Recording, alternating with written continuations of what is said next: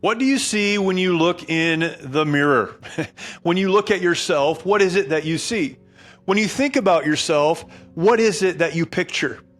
How you think about yourself is a strong indication of what you will think about others, how you'll interact in your environment, and really, and importantly, how you will relate to God.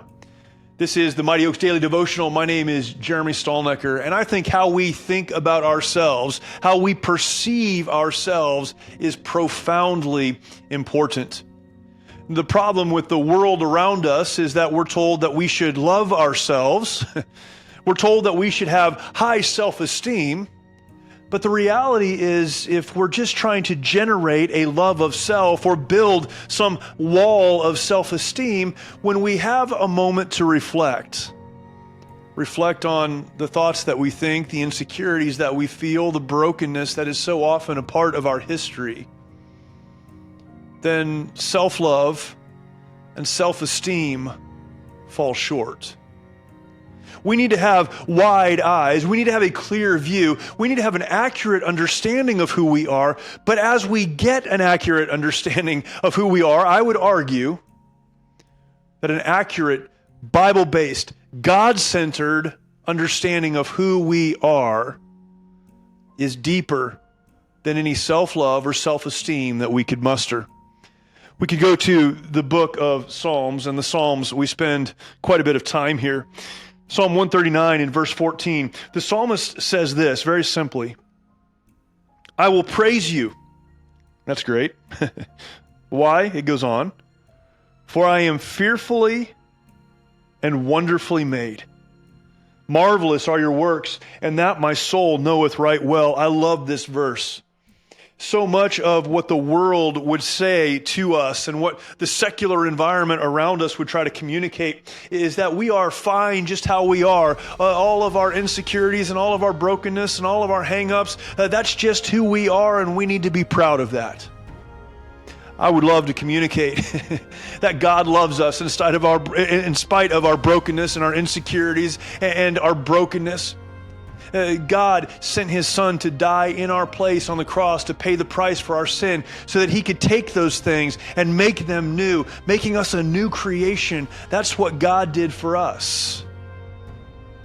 But you see, this isn't about generating positive feelings or positive thoughts. This is about recognizing that God, the creator of the universe, made us with intention and made us with purpose and made us with direction. I love the words in this psalm. I am fearfully and wonderfully made. I think back to Genesis.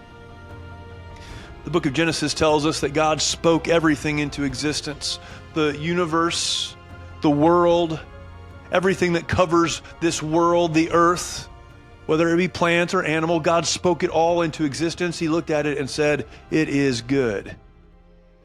But when it came to forming man, the Bible tells us that God created man in his own image. In fact, he didn't speak man into existence. He knelt down and with his own hand scooped up the dust of the earth and formed man in his hand and blew life into his lungs.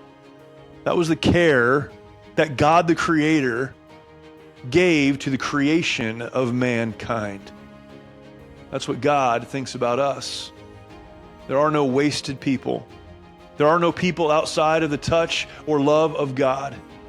There are no people for whom Jesus Christ did not die. In fact, we're told that he came for whosoever would place their faith and hope in him.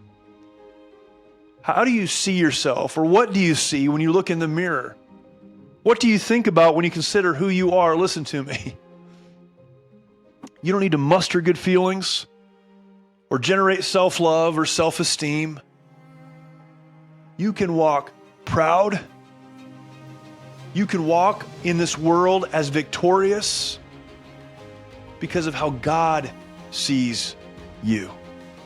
God sees you as his creation. God sees you as his child.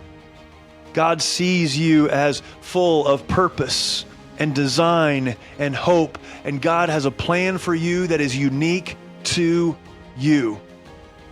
So we can rejoice, as the psalmist does here. For we are both fearfully and wonderfully made.